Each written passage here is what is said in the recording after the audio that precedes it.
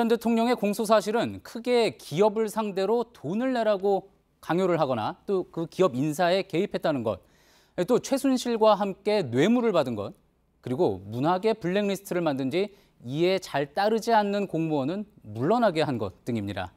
이 18개 공소 사실 중에 보시는 것처럼 16개가 유죄로 인정됐는데 이 삼성의 뇌물 관련 혐의 중 2개가 무죄가 된 겁니다.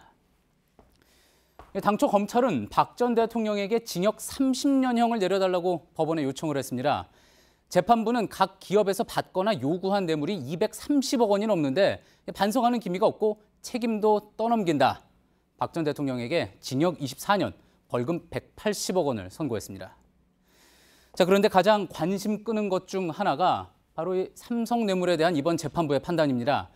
이전 재판과는 어떻게 달랐고 또 어떤 부분을 주목해야 하는지 이어서 김선미 기자가 전합니다. 법원은 박근혜 전 대통령이 최순실 씨와 공모해 삼성으로부터 72억 원 상당의 뇌물을 받았다고 판단했습니다.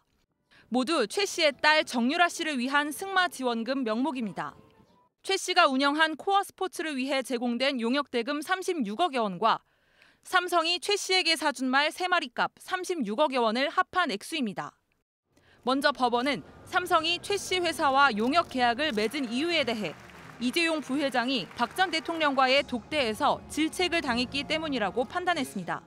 제대로 지원하라고 강하게 질책하면서 피고인이 원하는 것이 정유라에 대한 승마 지원임을 파악하고 독일 코어 스포츠와 사이에 이 사건 용역 계약을 체결한 다음 또 살시도 등 삼성이 구입한 말 3마리 역시 사실상 최순실 씨 소유라고 판단했습니다.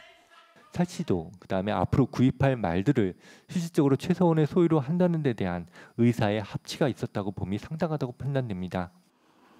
하지만 한국동계스포츠 영재센터에 대한 후원금 16억여 원, 그리고 미르와 K스포츠재단이 재벌 기업들로부터 받은 출연금 204억 원 등은 뇌물로 인정되지 않았습니다.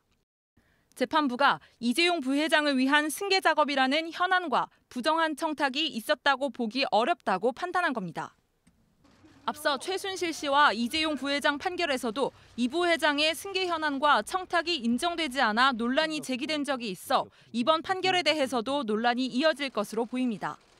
JTBC 김선미입니다.